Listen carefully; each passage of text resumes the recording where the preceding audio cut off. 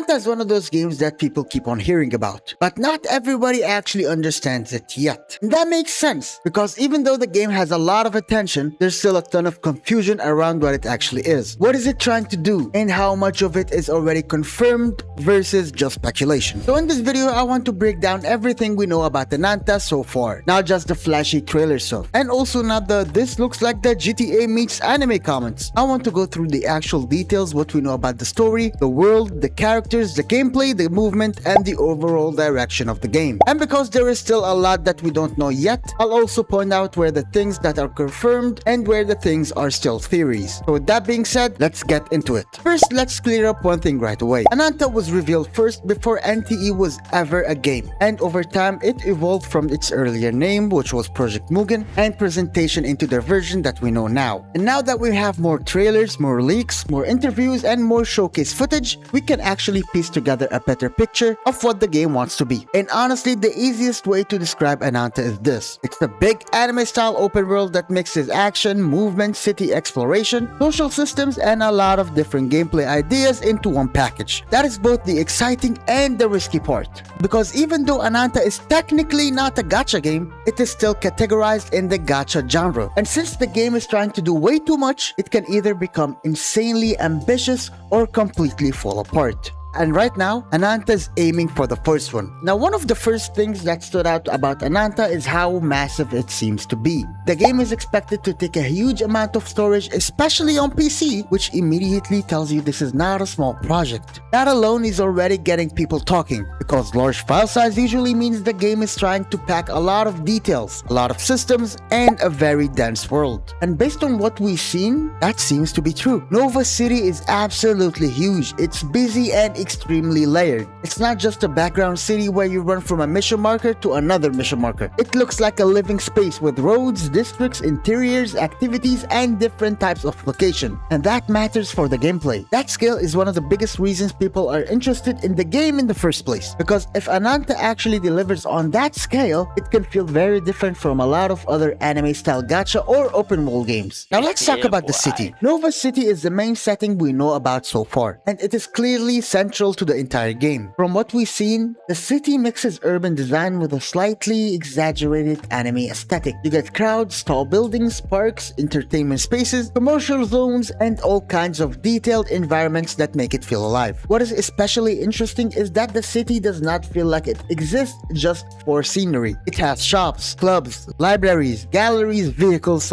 content, and interactive locations, which all seem to play a role. That means the city itself may just be as important as the characters. That is a huge deal, because a lot of games just make big maps, but very few make the map itself feel like a core of the game's identity. And Ananta seems to want Nova City to be one of the main attractions. Second thing is that one question people ask about games like this is whether every building is enterable. And the answer, at least from what we know, not all of them will be enterable, but important places will be. That means major locations like club, libraries, and special places appear to be designed as actual gameplay spaces rather than just decoration. That is a smart approach, because if every single building had a fully usable space, the game would probably never finish development. Instead, it looks like the developers are choosing to focus on making the important places feel meaningful. That is probably the best balance between ambition and practicality. You will still get a dense world, but not at the cost of making the game unmanageable. Okay, now this is where it gets fun. Ananta movement is one of the biggest reasons people are excited about it. You don't just get normal vehicles like cars and helicopters, but the game goes further and gives you movement that feels way more stylish and chaotic than that. There is the Spider-Man-like swinging movement with world transversal,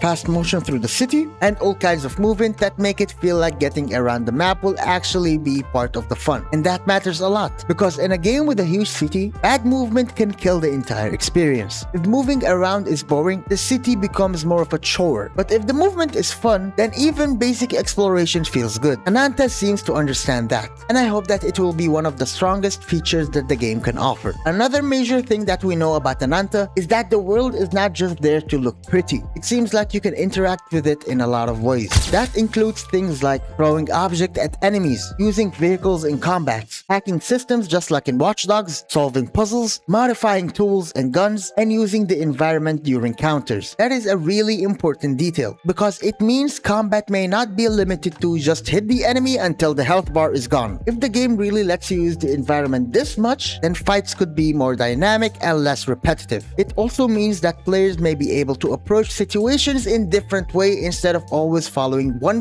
fixed combat pattern. Ananta also seems to lean heavily into side activities, and I do not mean the usual boring side content where you just collect 10 items and move on. I mean activities that actually make the world feel alive. Yes, NTE did add some of those features like racing, puzzles, hidden collectibles, social interactions, but Ananta provides us with animals, mini activities, and city events, which could be a big part of what makes the game stand out. Because if the city is supposed to feel alive, it will need more missions. It needs things to do that are not just combat. And from what we've seen from recent leaks, Ananta seems to be trying to build that exactly into its world. Now let's talk about a feature that is very interesting in promises: smart NPCs. Now this will use a lot of AI because they cannot program every single NPC with a lot of different mechanics. Because at that point, let's be real, the file size instead of being just 100 gigabytes could be 1000. So this is one of those features that sounds small until you realize how much it can affect the game. The idea is that NPCs will not just stand around repeating the same line forever. They may have routines, reactions, schedules, and different behaviors depending on the time of day or weather. And this is one of those systems that could either be amazing or just marketing talk. But if it is working the way that Reddit is describing it, it could be huge. And now let's talk about something that is very interesting, and I do not know yet how they will integrate it: multiplayer. Yes, Ananta does seem to have some co-op elements. From what we know, you will be able to play alongside with your friends and complete some activities together. Will that include main missions? I really don't know. But at least based on current information, this does not look like a full MMORPG. So the safest way to think about this is that Ananta is still primarily a story and exploration driven game, but with multiplayer support layered on top of it. Because if they try to make it a full MMO, they would be adding even more pressure to an already ambitious project. Now for the story, which is still one of the more mysterious parts of the game. We do not have the full plot yet, and I do not want to pretend that we do. But based on what the developers have said, the story is not going to be focused on just one character in a simple linear way. Instead, it looks like the game will explore multiple playable characters and their individual lives. And that is actually pretty interesting because it will open the doors for more layers where different characters have different roles and different perspectives on what is happening in Nova City. The main character still matters, of course, but the world does not seem to be built only around this one person. And since we talked about the main character, the MC we have all seen is the captain of the ACD, which seemed to be some kind of anti-chaos organization. From the information that we have, the MC does not appear to fully remember their past, like any typical gacha game out there. Genshin did this, Wuwa did this, and NTE did this. So it's a pretty classic setup, but still effective if written very well. Also, a lot of characters in the game refer to them as Captain. Hey!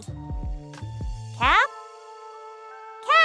The MC also seems to have some kind of venom-like power, with abilities that help them in close combat and world interaction. There are scenes where the character seems to pull enemies in, enhance their punches, and interact with objects through his power. They also seem to be capable of wall movement in ways that make them especially mobile in the world. So the MC is not just a passive avatar, if you know what I mean. They seem like an actual combat character with a defined style and a real role in the game's world. Now there is one thing that people are relieved to hear, but it is very speculation based. I cannot confirm nor deny this because it was removed from the website, that there would be a female version of the MC. I'll just leave a picture of what I've seen in the video. Maybe something got lost in translation. But I can say that there are quite a few characters that we already know about. And while not all of them have full details yet, we can still get a rough idea of what they bring to the table. Happy seems to be one of the most popular characters in the game so far, and she gives off a laid-back and chaotic energy vibes. She has a delivery company connection and very distinctive vehicle style, including the bunny bike that can transform into a weapon. Richie is another important character, and she's a police officer with a much more aggressive tone. We also have Alan, which seems more social and active in city life, which could suggest that he may be tied to more casual world interaction. interaction. Ringo used to be this very chatty, emoji-heavy personality, likely some kind of high school role. Mimiko seems to be connected to more of the social media type of things, which will definitely fit into the more modern, city-focused vibes of the game. Mechanica is obviously a tech-oriented character. Claymore is another interesting one. We've only seen him doing some hacking and some high-tech infiltration abilities. So overall, the cast feel very city-based, modern, and personality-driven. That is a good sign because it means that the game is trying to make the characters feel like part of the world, not just collectible units. And if I would pick the most interesting things about Ananta so far, I would say it would come down to three things. First, the city itself looks incredibly amazing. Second, the movement systems looks fun. And third, the game seems to want to mix a lot of different gameplay styles without losing its anime open world identity. That combination is exactly why people are paying attention to Ananta. Because if the game is full of unknowns, it clearly wants to do something bigger and better than just copy what another anime games are doing. That is pretty much everything that we know about Ananta at this point. We know that it is a huge anime style open world centered around Nova City. We know it has deep movement, environmental interaction, side activities, and smart NPC ideas and big ambitions. Probably co-op support for missions? I don't know. But we do know that the story seems to follow multiple characters. What if the squad for the mission uses 4 characters and then with your 3 other friends you can play the entire mission, each of you guys having a single character? That could be awesome, but at the same time, it could take a lot of time to develop. And there is still a lot that we don't know yet. If there is a female MC in the game, or what the other characters even do. And we also do not know anything about the release date.